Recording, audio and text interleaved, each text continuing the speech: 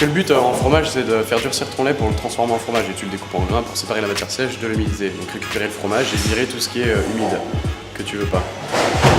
Et donc là en fait c'est en train de durcir et ça va faire un yaourt et on va le découper en petits grains.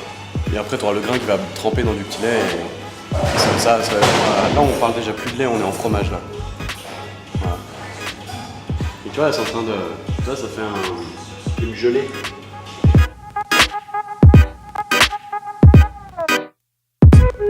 Plus tu fais des gros grains, plus tu fais un fromage humide et qui est mou, si tu veux.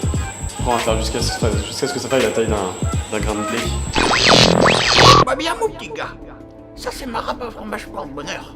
Elle m'a sauvé à maintes et maintes reprises pendant la guerre.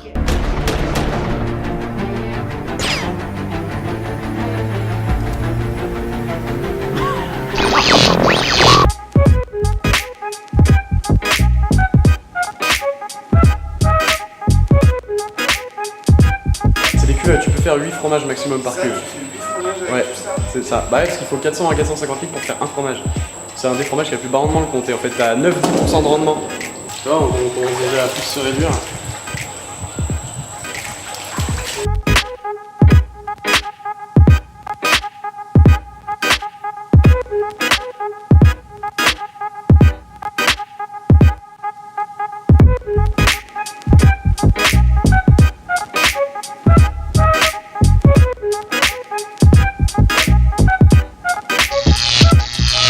Je vais créer un crash temporel qui va déclencher la destruction de la Terre. Pas mal.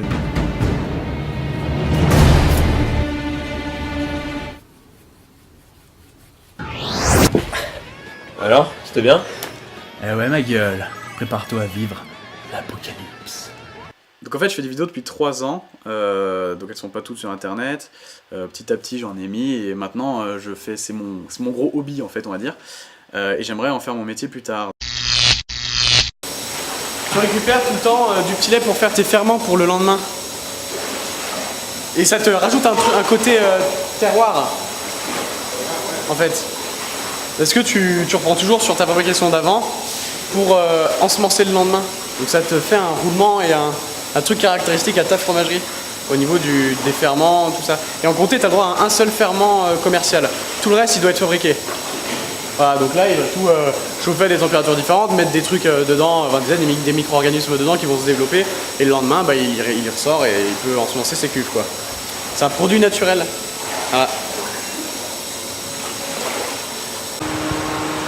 On va faire un pâton, en fait, c'est un test pour voir si ta pâte, elle est prête à être soutirée. Donc tu vois, en fait, on récupère un peu de fromage, on vire le petit lait, on serre. Et là, en fait, tu peux regarder l'élasticité de ta pâte. Tu veux goûter? C'est pas mauvais, en tout cas. C'est pas dégueu. On peut imaginer par exemple des gens qui aiment jouer avec, hein, dans des jeux par exemple de type bataille de boules de neige, hein, voilà.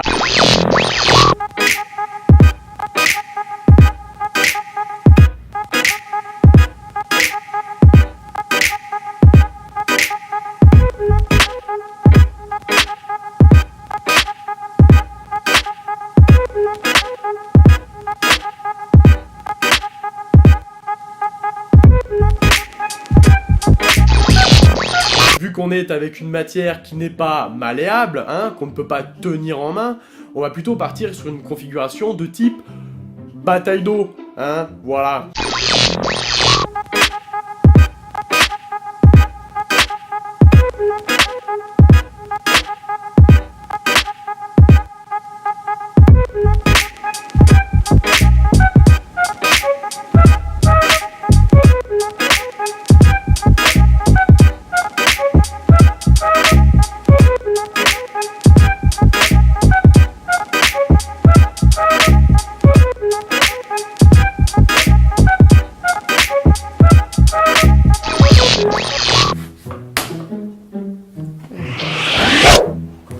Mais vous êtes qui? Bonjour, je viens du futur. Et si je suis venu ici dans le passé, c'est pour vous emmener un présent. Quoi? Quoi? Vous êtes sur le point de créer la plus grande invention de tous les temps. Le rouleau de papier toilette. Ok. Déjà, j'ai des idées qui viennent dans ma tête toutes seules, j'ai pas besoin de les chercher, elles viennent toutes seules, donc c'est une chouette chance.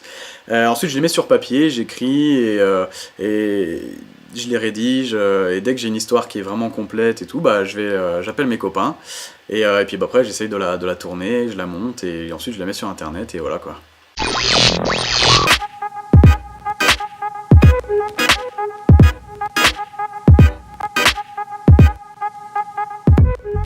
La marge, en fait, tu frottes tes vieux fromages. En frottant tes vieux fromages, tu vas récupérer un résidu liquide un peu orangeâtre. Et avec ça, tu vas ensemencer la surface de tes jeunes fromages. Et le midi, on les retourne, on remet du sel fort de l'autre côté, on frotte l'autre côté, et ensuite on va les mettre en rayon avec les autres. Donc là, on est en pré-finage, donc à 11-13 degrés à peu près. Ils vont rester pendant 2 mois et tourner frottés 2 à 3 fois par semaine.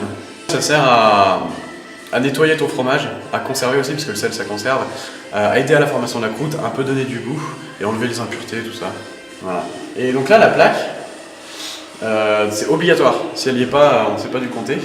Là, donc 11 septembre, cuve 2, donc ça France, comté. 01 c'est le département, CX c'est l'immatriculation de la fromagerie et 15 l'année 2015. À partir de la cachoude, on va aller voir, tu peux faire des sondes fines et voir l'élasticité, la pâte.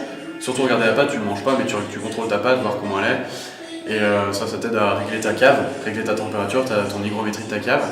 Et en cave froide, par contre, là tu goûtes. Tu goûtes et tu tapes pour savoir s'il y a des trous, des trucs, comment évolue ton fromage. C'est une fromagerie ici, ça fait 2,3 millions de litres de lait par an. Ouais, je suis informé. Je fais mon boulot.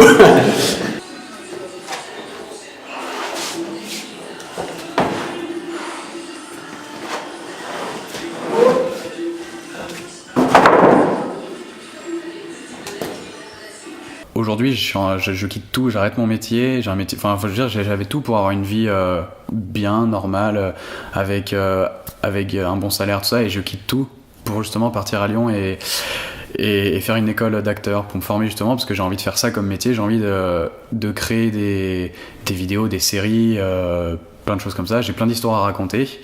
La création, ça n'a pas de limite, si vous avez envie de créer des choses, faites-le. Et même si c'est pas des vidéos, hein, si je veux dire, je voulais construire votre baraque, un truc comme ça, enfin, faites-le, quel que soit le domaine et tout, faites-le, tentez-le et allez-y à fond quoi. Faut pas rêver sa vie.